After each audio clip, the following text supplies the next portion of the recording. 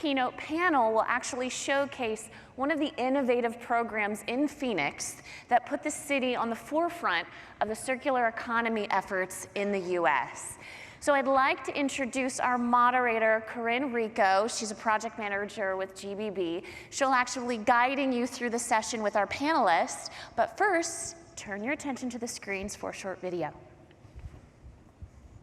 1 million tons. That's how much trash the city of Phoenix sends to the landfill every year. But Phoenix is changing the way it views trash. And this is how we reimagine Phoenix. For many years, our economy has had a linear structure, which means there is a large waste of resources. What Phoenix wants to achieve is a circular economy. This is where products are designed to be repurposed or recycled. It's about achieving zero waste, saving our resources and environment, and creating new jobs.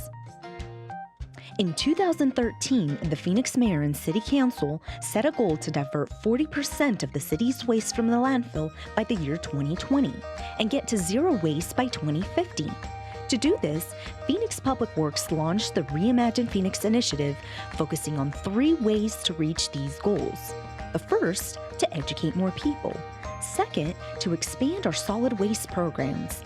And third, to develop strong public-private partnerships. With those goals in mind, the city created the Resource Innovation Campus. This campus gives opportunities to businesses and manufacturers that want to create products from our waste, which all circles back to the importance of finding solutions to reduce, reuse, recycle, and repurpose our trash. Learn more about what you can do to help transform trash into resources and reimagine a better Phoenix. I'm Corinne Rico, project manager at GBB, and it's my pleasure to be on stage today with these 4 amazing individuals who are working to create a circular economy in Phoenix. Our host city for this year's WASTECON is leading the way in government-sponsored circular economy development in the United States. So as we just learned in the video, Phoenix has set a goal to achieve zero waste by 2050, and to achieve this goal has developed the Reimagine Phoenix initiative. This is a program designed to do better things with waste and ultimately create a locally based circular economy. As the video we watched noted, in a circular economy, resources are not simply materials to be consumed, and waste is not just a burden to be managed. Instead, resources and waste are both valued nutrients throughout the economic production life cycle. Circular economies aim to keep as many resources as possible within circulation at their highest level of utility, including what one would normally think of as waste. Waste is an important material input, or quote, food, for the production cycle of a circular economy. So on stage with us today, we've got Brandy Barrett, the Deputy Public Works Director for the City of Phoenix. Unfortunately, Ginger Spencer, who I think is still on the program, she was unable to attend today. She's the director and she's got some meetings with elected officials. So we've got Brandy filling in. We also have Alicia Marseille from Arizona State University. She is the Director of Community Entrepreneurship at the Resource Innovation and Solutions Network, or RISN. We've got Rob Potts, the COO of Renewology. And we also have Priyanka Bakaya, the CEO and founder of Renewology. Unfortunately, Priyanka has to leave shortly into the session. She's flying to California to do a keynote for another conference. So she's in high demand, so we've got Renewology well represented up here. So all 4 of these individuals have been instrumental in planning and implementing the City of Phoenix's Resource Innovation Campus, or RIC, to provide opportunities for private sector innovators to create valuable products using the city's waste stream, thereby transforming trash into resources. So now I'd like to start with just a brief introduction of Priyanka, Alicia, Rob, and Brandy about your roles at your organizations as it pertains to the Reimagine Phoenix initiative as the catalyst to Phoenix's developing circular economy. So, Brandy? Wonderful. Good morning. Thank you so much, Corinne, for that lovely introduction. My name is Brandy Barrett. I'm a Deputy Public Works Director with the City of Phoenix. I have the great pleasure and opportunity to help lead our circular economy initiatives and our economic development initiatives to help us drive to our waste diversion goals. Alicia Marseille. I'm the director for the RISN Incubator Accelerator, which is in collaboration with the City of Phoenix. And our initiatives are based on working with early stage companies to help them accelerate and scale their technologies here in Phoenix to accelerate circular economy. I'm Rob Potts. I'm the Chief Operating Officer of Renewilogy. Our focus is really to look at 3 through 7 plastics and basically convert them into usable fuels. Yep, and I'm Priyanka Bakaya. I'm the founder and CEO of Renewilogy. And as Rob Potts explained, Renewilogy's focus is converting these low-value plastics, such as 3 through 7s and films, into high-value products, such as fuels and petroleum products. Great, thank you. So as an intro, and the video talked about it a little bit, but I'd like to dive a little bit deeper into how did it all start in Phoenix? So what was the big idea? What kind of started this move towards a circular economy? That's a great question. And so for us, our journey, our circular economy journey really began in 2013. It was shortly after a book you may be familiar with, Bird on Fire, was released, and it was very critical of the city generally in sustainability, and really questioned whether or not Phoenix would be able to get there. And I give a lot of credit to our elected leaders and our appointed officials at the time. They had a big vision, and they really challenged us. Our elected leaders gave us a goal to hit a 40% diversion rate by the year 2020. And to put that in context, that was 6 years ago, and we were at about 13%. All right, we've been able to improve that now to 36% through all of these initiatives, but for us, it really took developing a broad partnerships and really diving in deep to figure out what resources we had available. Right. Yeah, you've made a lot of progress, and you're well on your way to the 2050 goal. Yes, That's December great. 31st, 2020, here we come. So what were some of the challenges, though, when you first started trying to make that happen, the biggest challenges? Well, one thing we do wonderful as a solid waste utility is provide friendly, efficient, environmentally safe collection. We, as you saw in the video, we deal with 1 million tons of trash every year. I'm not sure if we have any baseball fans in the audience, but we're estimating that would fill our professional baseball stadium that's just south of this facility 7 times floor to ceiling. Every single year. Our customers are generally single-family residential. We do provide to some other government agencies as well as nonprofits, but generally commercial and multifamily are provided by the private sector here. So knowing that we had that kind of down, and also knowing there were so many items in our waste streams that had residual value that we knew could continue to be plugged back into the economy if only an economically viable technology existed to help us get there. So we knew that we were going to have to expand our perspective and broaden our horizons and really engage different levels of expertise. And so we did that by reaching out to our Community and Economic Development Department and funding a project manager position, somebody who knew how to interface with manufacturers, who knew how to help us figure out what they would need and what technologies were emerging that could help us achieve our goals. And we also did that by starting a really important partnership with Arizona State University. Right. And I think a lot of people are probably going to be asking as we go through this session, how did that really come about? And you know, it's something that takes a good amount of financial investment to set it up and get it running. So how was that funded? Great question. So again, I will go back to our leadership that really gave us the opportunity to pursue this. At the end of the day, we do work in a political environment, and our elected officials are the ones who set our budgets. And as you suggest, these things do not happen in a vacuum. There does need to be some initial investment. So it was really a wonderful partnership where the city and ASU came to fund that partnership together. Oh, that's great. Yep. Yeah, And now you have your second private partner on the RIC, that's Renewilogy. And I want to know a little bit about how did Renewilogy come to respond to this opportunity? I understand there's a call for innovation process that the City of Phoenix uses that you developed with ASU, and how did Renewilogy come to be aware of this opportunity and start working with the city? Yeah, no, it's been quite a long journey with the city. So in 2015, we saw the call for innovators that the City of Phoenix had put out. I think it was actually someone from Dow who'd forwarded to me, and I decided to go ahead and respond to that. And we didn't hear anything for a while. In 2016, we saw that they had plans to put out an RFP for 3 through 7s and focused on plastic to fuel. So I at least knew at that point that they had read our request for information, and that it was, I felt good that we had responded to that.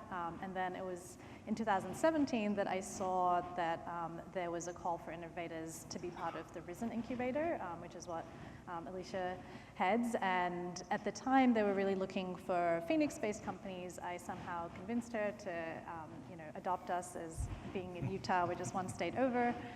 And she fortunately let us be part of that incubator. And that's what really allowed us to connect locally with the city. And we did a pilot where we took some of the 3-7s that the city was producing and ran it through our system to see how well it was running. And that gave us the confidence that we could really handle the material that the city had. And then we, last year responded to the official 3-7 RFP that came out, and earlier this year were awarded that RFP. So it's been, like about almost 5 years in the making, the partnership. But I think it takes time to develop these partnerships, but ultimately, to do something that hasn't been done before, you really do have to figure out, how best to collaborate, and so it's like putting together a puzzle. The technology's here, feedstocks here, offtakes here, and how to connect all the dots. And I think the Risen Incubator was sort of key to connecting all those dots, and continues to be. Right, and as you mentioned, it's a really unique scenario, and to that, and your technology is very unique too. And some people might consider it risky because of the fact that it's unique and no one else is really doing it.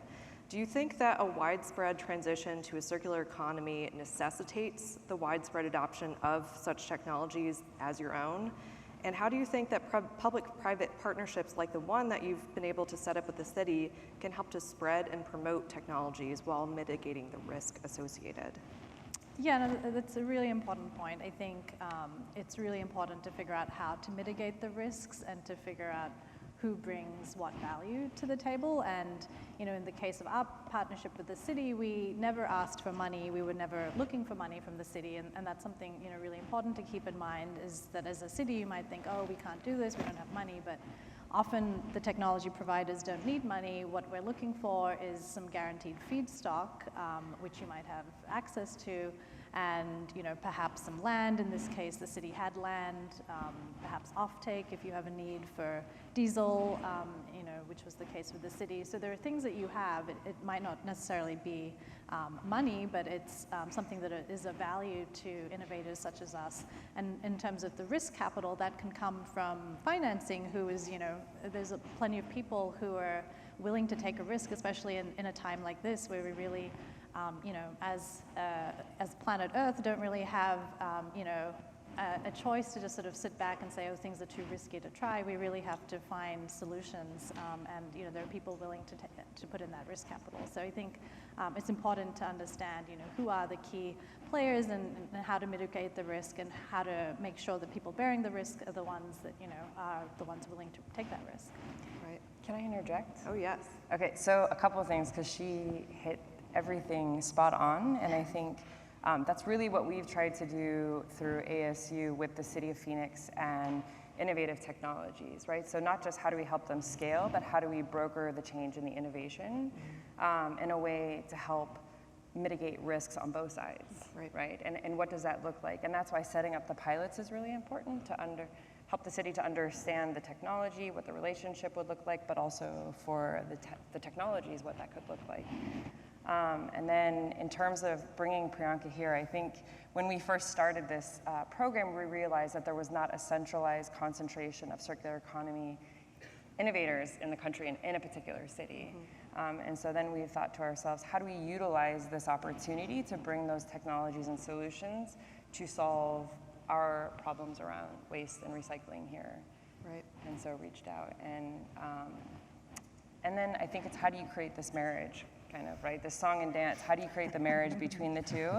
And that's kind of the art of it, and understanding the public-private partnerships and what that could look like, and the benefits, and how to articulate that to both parties is challenging. And even within each entity, like in the City of Phoenix, like with ASU, how do we get different departments in the City of Phoenix to collaborate towards broader goals, whether it's economic development or parks and streets and such. Right. Exactly. Yeah, and I'm glad you brought up the challenges of successfully creating that public-private partnership. And wanted to ask Priyanka one more question before she needs to run. But what From the perspective of the private partner, what are some of the lessons learned and what's been your experience in trying to set up this partnership structure with the city?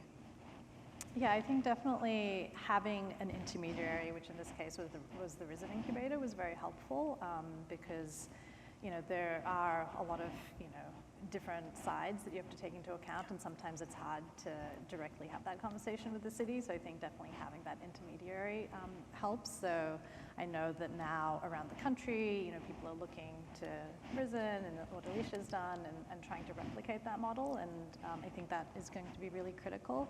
Also, in terms of private, I think it's important to have the patience on both ends. As I mentioned, this has been several years in the making, and I think had it perhaps been two other groups, they might have just said, oh, this is too difficult, I give up. And for us, we are really focused on, the long-term vision. I think the city of Phoenix is really focused on the long-term vision, and to be able to really get through all these barriers, and we are breaking status quo in that fundamentally means that things are going to take time because people just want to keep things going the way things are going. To actually change things does require effort, it requires time. So I think it's also important that both sides understand that there is considerable amount of sort of determination and resilience required on both sides to make these things happen. It's not something that happens every day, and so obviously it's something new we're doing, and there needs to be patience on both sides. Right. May I address that from the city side? Yep. Alicia, I'm not sure if the... Thank you, Priyanka. Thank you, Priyanka. Safe travels. Thank you. I'm not sure if you realized that a matchmaker was going to be in your official job duties as the Risen Incubator Director, but really speaking to what Priyanka was referencing, it has been tremendously helpful to have a structured intermediary, if you will, because the value of the entrepreneurship and innovation kind of curriculum, if you will, and the tools and the skill sets that incubator brings to the businesses, it's very helpful. You might imagine the city gets approached very often with lots of different opportunities and technologies, and to have that as kind of a vetting and to help them really build out their capacity to understand what it is the city would be looking for when we're having those types of conversations, it's been tremendously helpful. And so to speak also to the piece about time, and it's been a very nice dance over time. It's been great. It's been awesome. Hopefully we'll be able to wrap it up and get things moving a lot quicker. But the city, since we began on our journey, we've really been proactively engaging with the marketplace. And way back when we started our partnership with ASU, there's one little line, and I'm a total government nerd, so I love intergovernmental agreements, and they get me all excited and everything. So anyways, there's a line in there that references an incubator to help develop economically viable technologies. And so it was really an amazing thing when Alicia came on board, and the incubator's only been operational for about 2 years now. But to see a company interface with us from early on when we were doing the call for innovators, learning more about what the marketplace would bear and what they would need from us and what resources they would need, to see that process through the incubator, and now to a company that has successfully competed for an RFP to do business with the city and locate on our Resource Innovation Campus. It's been extremely gratifying. But if you think about it, we started all of those things a long time ago, before the market changed, right? Before China National Sword Policy was implemented. So for us, even though government processes can take some time, just think if we hadn't started thinking proactively back then, where would we be now? Absolutely.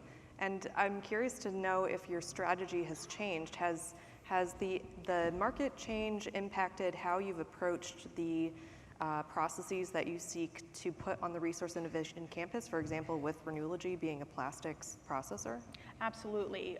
So the point of the call for innovators was really to get a better sense of what was out there, what market-ready technologies were out there, what startups were out there, what was coming down the pike. When the policy environment and the market environment changed so dramatically, we were able to reassess and accelerate some things. So for example, when we weren't able to divert plastics, low-value mixed plastics 3 through 7 anymore, and we were having to landfill them, that was a very difficult position to be in. can. And so, of course, like any good municipality, we called around to the other city governments to learn, what are you guys doing and how is this going for you? Are you impacted? And of course they were, and they were either stockpiling or landfilling. And so having had an engagement already with knowing there were companies out there that could address this, we thought, well, let's just reach into our tool belt, put out an RFP, see what's out there now, what's viable, and we received multiple responses. So yeah, we have been able to shift. And Rob, is this, the shift in the market, is this impacting, what's really driving what niche you hope to fill, and how has that changed between just seeking to provide a more sustainable circular solution versus filling a market need on the private side? Well, I think in terms of filling the circular economy, it kind of fulfills both of those questions at the same time. So there's a great need right now, obviously, with China turning down the acceptance of plastics 3 through 7s, and with that in the marketplace, along with the opportunities right now. I mean, one of the things, our byproduct that we make is basically fuel or fuel products, and right now, as you know, in the economy, fuel right now is at an all-time low. So that's one of the things that drives our revenue and our profitability. But there's still enough profitability and revenue in there that it actually is attractive. So when we look at our investors that are interested in like partnering with us in terms of project finance or actually equity positions into the projects, there's a large interest, and I think that drives.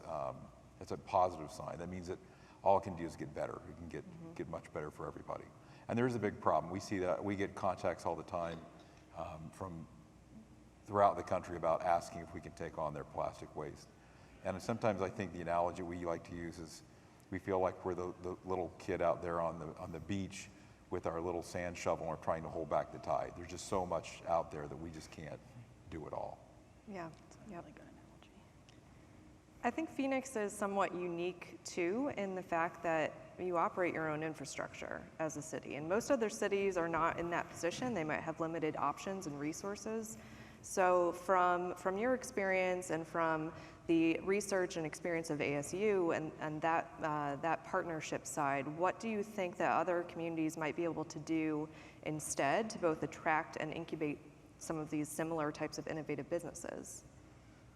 I think one thing would be definitely, if it's not on the material side, directly looking across the supply chain and where are the opportunities that they can take advantage of, and what does that look like? And so those are some of the conversations that we're having with other cities that have reached out with interest in our program, not just the incubator, but Risen in general, which includes a lot of other types of research projects and programs. And where are the gaps? Where are the opportunities? And if it's not on the material side directly. And then also, you're starting to see technologies that are able to come in. One of the companies that we worked with has the Uber model for curbside pickup. And he's taking the world by storm, I guess, if you will. He's rapidly growing, and he's able to go into communities and solve problems for communities that are looking at having to shut down recycling or cutting out certain portions of their recycling and still provide a solution for their community. While it's not necessarily directly related to a waste stream, it's still providing a solution. And so where in the supply chain do the opportunities exist, and what types of technologies that are out there that could feasibly work with the municipality? Yeah, the only thing, that's a very complete answer. The only other thing, and we do have the good fortune in Phoenix of owning our infrastructure. We own and operate our trucks. We own our transfer station and our material recovery facilities. We do contract out operations for the material recovery facility, as well as our compost facility. We own that infrastructure, but we contract out the operations, and then also the commoditization of the products that come out of them.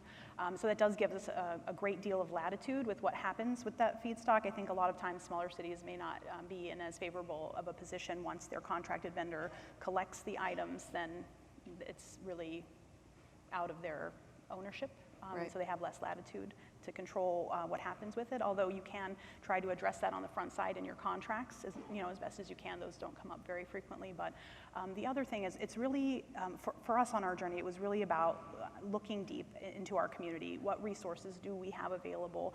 What's nearby? What other cities are nearby? And for example, when we are looking for solutions, we're not just looking to fix our own problem, we are looking to provide solutions that are regional in nature. And so that's why it's so important that Renew Phoenix, when they do operate, they will be accepting feedstock regionally, not just from the city. They'll take all of ours, so that's great.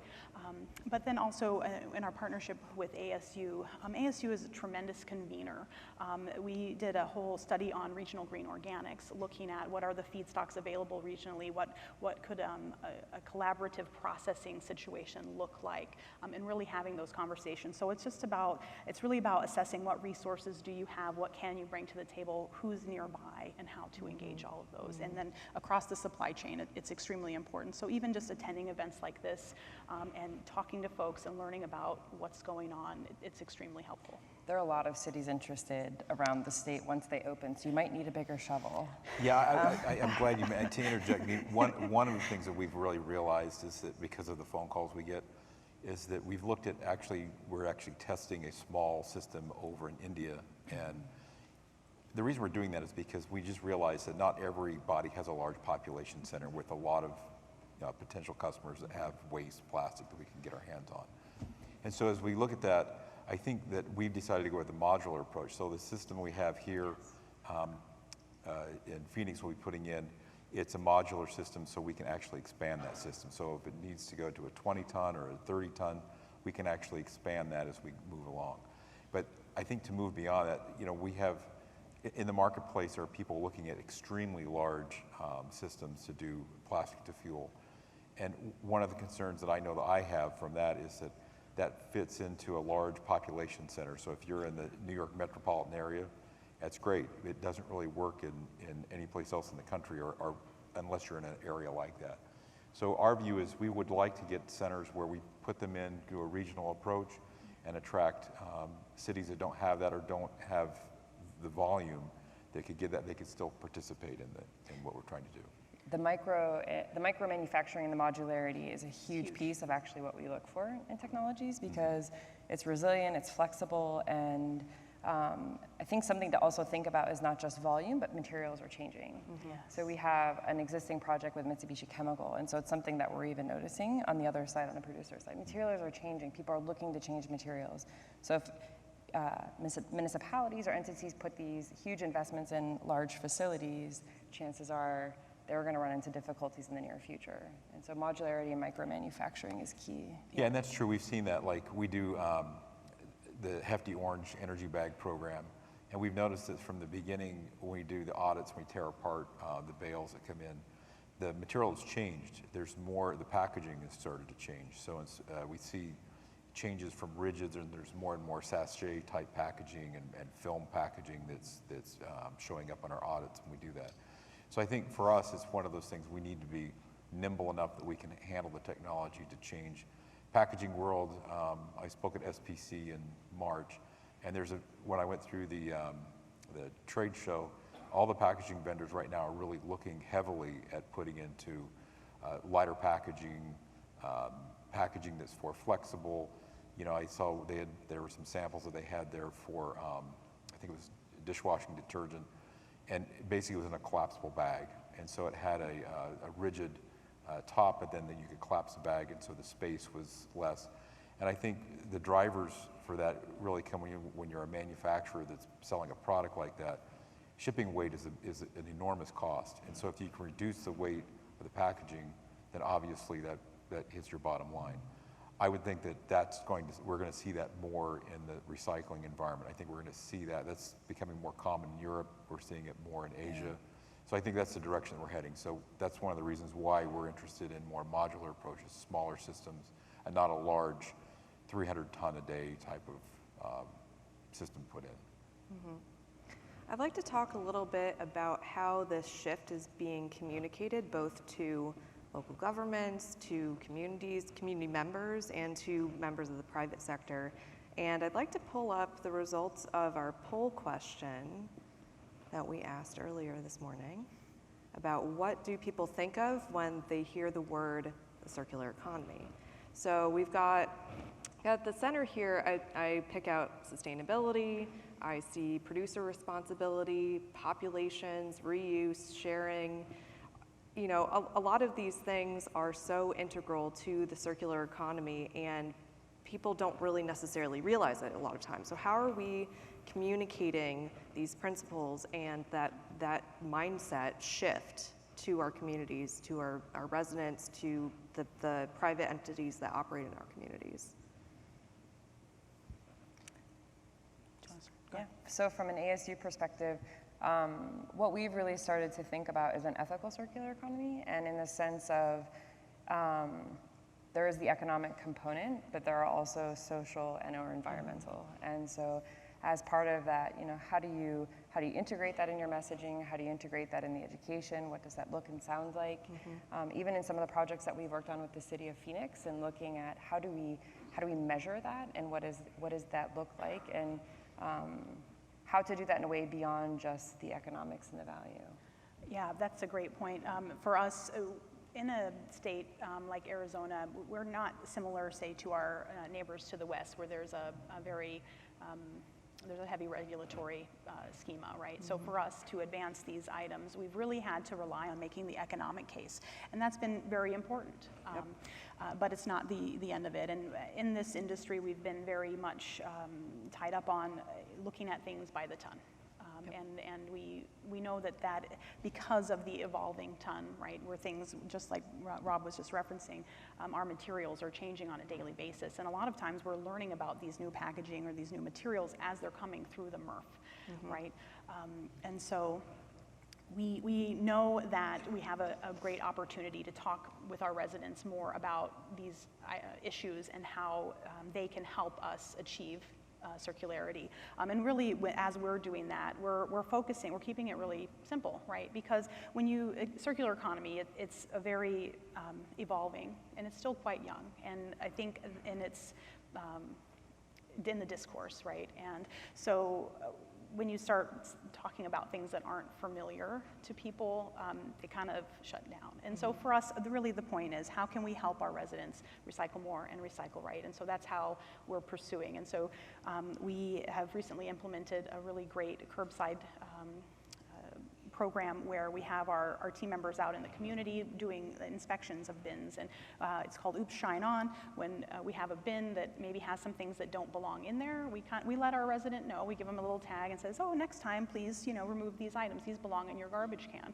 And then we've seen remarkable improvement. And then when they get it right, we commend them as well. And so, knowing when we did our waste study that 15% of everything in the garbage bin is already able to be recycled in the current Blue Bin program, it really encouraged us that we had an opportunity to do better with that engagement.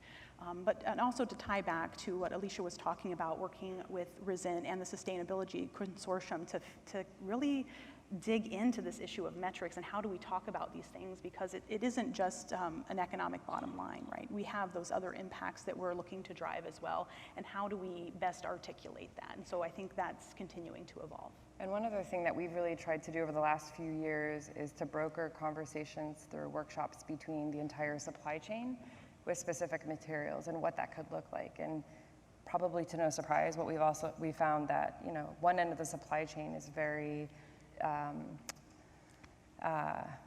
distant, isolated from the other side, and oftentimes they don't realize the different types of struggles and what the opportunities are. And so how do we start to drive more collaboration between the whole supply chain, especially those at the opposite ends of the spectrum?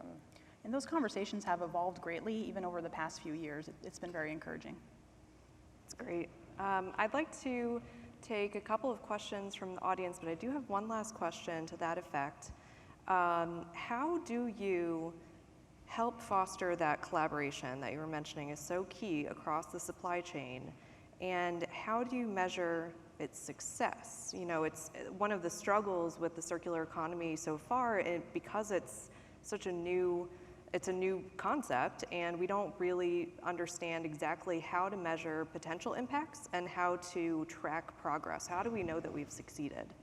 For us, it's the brokering the conversations is just probably one of our strongest skill sets, and part of it's as a university, we are in a position to do that because we're not the private sector and we're not a municipality, and we're often seen as a neutral third party to do that. And then it's not easy. I think it would be foolish to say that it's easy, but one of the key metrics that we actually use is changes in decisions made, and how to track those and the types of decisions and what are the direct and indirect impacts of those. I'd say that's one of the key metrics of our being able to drive those types of collaborations. Are there any key metrics that the city has adopted or that you're thinking about adopting to measure that progress? Well, with the framework that we work under are our 2050 sustainability goals. So we have a chief sustainability officer who works across the organization to help set those. And so as a solid waste utility, our bottom line is 40 by 20 and zero waste by 2050. So that's really how we're at this juncture in time measuring success. But I think there are a lot of steps along the pathway. Right. And along those lines, one of our audience question is about meeting the goal of zero waste as far as it relates to organics diversion. And how do you do that? What's the plan for organics diversion? Yeah, that's a very keen question. Good on you for whoever asked it. So organics, so for context, when we studied our waste stream, we learned that 30% of everything in the garbage is actually green waste, so yard trimmings, tree clippings, things of that nature. And so that gave us a big tip off, right? And then an additional 15% are compostable organics. So about half of everything that's in the black bin can be diverted through composting or converted through mulch or some other alternative. So the very first thing we did was build a beautiful industrial size and scale compost facility down at the Resource Innovation Campus. It's been operational, shy of maybe about 2 years or so, and it's processing 55,000 tons, so it's at capacity already. And we do have an operator who operates and commoditizes the compost. One of the learnings there is that Arizona's compost market needs a little bit of development still, so figuring out ways to support that is one. So the other thing that we have done is implement a curbside green organics collection. We actually put out a new bin, a tan bin, right now it's still in pilot stage, so about a quarter of our residents have the ability to opt into that program. And it's quite successful. I have one at my house and I love it. I put all my green waste in there, I roll it out, we have same day collection, so it's really, really convenient. But finding ways to be able to expand collection, we're really digging in to looking at our bulk collection. We have a lot of properties that do trimming right around that time so that those materials are collected. So if there's a way to sort that out and collect it separately, that's a big lever there. Obviously, we'd love to be able to expand the curbside collection. When you're talking about doing those things, they're very resource intensive, right? You need more trucks, you need more drivers, and those things are resource intensive. So it's really, we're engaged in that process now of thinking about how can we continue to push that forward. Right. So thank you for that question. A little bit on the more technical side, I see a question here that asks about when you compute your recycling percentages, do you subtract the amounts of residuals going to the landfill from the material recycling centers? That is a great question. And to be perfectly honest, I do not have the details of our calculations, but I would be happy to follow up afterwards with that. Yeah. Yep. All right. And for Arizona State University, are there any companies looking at access over ownership, cup share, and other more reduction-focused business models?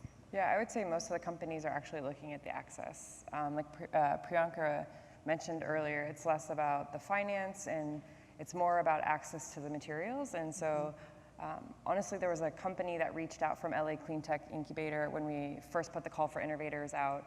They were huge and clearly did not need any free resources from ASU necessarily to help.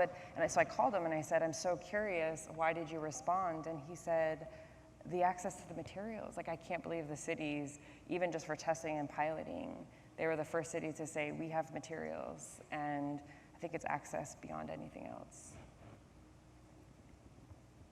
The feedstock for Renewlogy, is it sorted recycling, commingled recycling, or mixed trash? Speaking of access to materials. Well, let me answer that. in our systems in Salt Lake and also up in Nova Scotia, they come to us sorted. So 3 through 7s, we receive them in. I think the more attractive process for us really is like an orange bag or energy bag collection program, or programs like that. There would be the ability to collect that sorted material. Our process, as it goes through it, we take that in, we shred that material, we go through a kind of a cleaning process, separation process, separate the ferrous, non-ferrous. We do occasionally get things like City of Boise, we've received Levi jeans in our recycling bins. We've received oddball things that don't really normally show up in recycling. If it's like my sons, it's probably their mother told them to go put it in the trash, and the first bin they hit was the recycling bin, so that's where it ended up. But I think in terms of what we're looking for 3 through 7s that are sorted, that are available to go. And back to the brokering, so ASU has 3 large campuses across the valley, and so actually 4. And we actually have our own blue bag, similar to the orange bag at Dow. And so right now we're shipping it to TerraCycle, but for us, it's how do we look at keeping it local, obviously to reduce carbon for not having to ship, and how to make that connection between the two.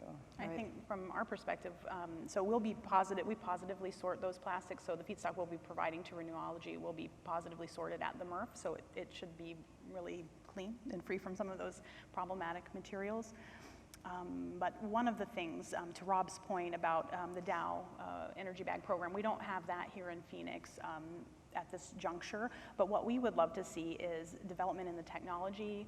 The less you can complicate what can go in that blue bin, the better, right? So if there were technology that could sort those items at the MRF and folks could just put them straight into the bin, I think that would be amazing. Right. Yeah. There's a question here about referencing the local aspect. So what about a rural community? I mean, we're trying to keep things local, but they might not have access to this technology in a reasonable distance. So the question here is asking about what about a rural community that's 3 hours or more from the nearest MRF? How do we make this happen in such a community? Let me address that. That's one of the reasons why we're testing and developing a smaller system. Right now, we actually have it running in Pune, India. And the idea there is we've had sponsors and support from a couple of different plastic manufacturing companies. And what we're trying to test is if we put this into a small village and they have access to it, will it be utilized, and will it be enough of a draw that we could actually put these systems in? So the first system we developed was basically a 100-kilogram system. We have another system that's roughly a 1 ton a day system. And our idea is really, if we can make this work there, then we can start to put these systems even the back of a container truck or whatever, so we could move these systems around if we needed to. We haven't really developed that mobility idea directly, but we know that if we can make it so it fits, we can actually start to reach out to other communities. And that's a little bit different the way that we've looked at the marketplace. Again, modularity, the ability to move things quickly and really get saturation in the marketplace is what we focused on. And for us, I think we actually connect our ventures across the state to rural communities if their solutions meet that need. And so one of our ventures is now the curbside Uber model for curbside collection is, I think, now in 3 cities in smaller communities in northern Arizona. I know in one he's up to almost 300 households in the last few months. And so for us, again, it goes back to brokering. What's the solution? Is it viable? How do we make that connection?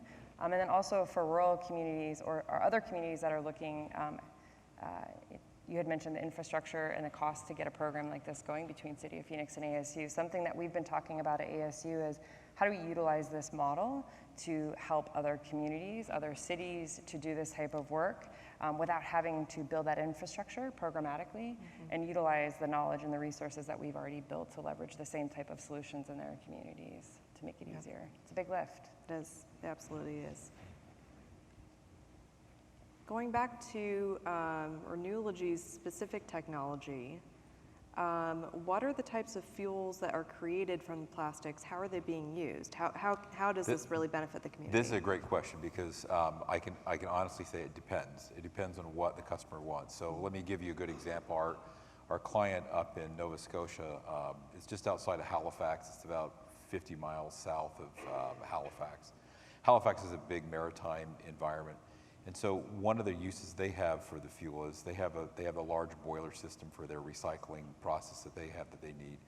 So they're taking roughly about 25 to 30% of the fuel for running their own boilers.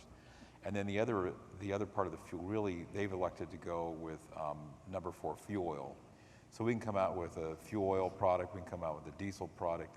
In the city of Phoenix, it'll be a D975 diesel product to be put into either trucks or agricultural equipment or whatever that the city needs for it. We also have we have a light fuel that's more like naphtha, it's more like gasoline, a solvent, and those really are sold to a broker as solvents, and they go out in the marketplace. I think we've had a lot of interest from petrochemical companies about the ability for us to be flexible in terms of what type of fuels we come out with, and there's interest, obviously, the circular economy, if you can come out with more naphtha, which just basically is requiring more refinery in the back end of the process. That means that naphtha, instead of using virgin crude to make plastic, they can actually take the naphtha, put it back in, and make plastic again. So the answer is it depends on what the application is and the location. Right. For something like this, it's currently in sort of it's a pilot stage technology in a few other locations, and you're working on trying to build up that facility in Phoenix. What's the timeline for that? Great question. The first order of business is to ink our operating agreement and lease, so we're in the throes of that now, getting closer every day. And then Rob, perhaps you can address timeline after that as occurs. Yeah, I mean, I think we're making great progress. I mean, one of the things I think when you have a municipality and a private agreement is that when you look at the financing requirements for project finance, it's basically a fine line. We have to work together to find an agreement that will be acceptable to a lender or an investor community, which are slightly different than what it normally is for a municipality. And so I think we're in that process right now. And then from there, it's moving on to air permitting. And then after the air permits, in our case, we're considered a low emitter. And so low emitters in Maricopa County should take about 90 days to get the permit in. And then after that, we get our financing. So we should be, constructing shortly thereafter, at least starting that process once we get the financing in place. But right now, the big thing is to get the agreement together. And I think we're learning a lot with each other, and we're going through that process. Yeah. And we haven't gotten any fights yet, so I think we're doing quite well. Right. Well, we're about out of time. I do want to take one last question here because I think it's an interesting and important one. It asks about the diversion and zero waste goals, whether it's for the residential waste only or whether it includes commercial and multi-unit residential. So because we provide service to single-family residential primarily by city ordinance, so the law dictates who the city provides to, our 40 by 20 and 0 by 2050 are for our waste streams. Of course, we're very, very interested and are in frequent collaboration and consultation with the private sector to encourage them in that direction as well. But that data and those numbers aren't always available publicly. Right. Well, now that we're about out of time, so are there any final thoughts on, what is the biggest challenge, and how can other communities other than Phoenix do this in, 15, 30 seconds? I think the biggest challenge is really digging in and figuring out what resources you have, being very smart about how you calculate them, trying to lean on the conservative side, and engaging as much as you can with experts who are smarter than you to help get us across the finish line. Yeah, and I think really striving towards understanding what it takes to create a collaboration and to keep the collaboration alive. I think Priyanka mentioned patience earlier. I think that's definitely a piece of it, even between stakeholders, and how to drive that. But to really make these types of programs and projects successful, collaboration is key, and it's challenging. Yep. I think one of the challenges that we have is a lot of municipalities feel there's a myth out there that they can't participate in this type of a program. And I think it goes back to they worry about what are the financial costs, how do I participate without being able to either control it or have the ability to invest and whatnot. These projects are very attractive, and I think when we talked about it before, there is an economic component, and these are not inexpensive systems to put in. but they do provide returns enough that they are attractive that we can go out and we can put the systems into locations where perhaps a municipality thought they couldn't participate, but they can because they're not having to front the money. And I think the other challenge that we have is do have, I think part of the issue is some of the elected officials may not understand the recycling process or understand it. They get elected, they don't really understand, and it makes it more difficult in our conversations because we have the dichotomy of somebody who lives it and breathes it every day, and then we have to talk to their elected official about what the impact could be. And so I think once we get through those myths, we can kind of see a more advancement of this type of technology. That's actually huge. And so before we depart, that's actually a really key piece of this. And there was a point in the process where the subcommittee had a meeting and ASU was able to go and to be able to also address questions for city council. And I think the education piece also among city council members is huge. Definitely. So we will actually be continuing this conversation in a breakout session where we're really focusing on how can any community do this. Phoenix has a very specific set of circumstances, and we want to know how can we take these lessons learned and apply it to your community at home. So I hope you'll join us for that next session. It's in a breakout panel down the hall. But in the meantime, I'd like to thank Brandy, Alicia, Rob, and Priyanka as well for their time today. Thank you.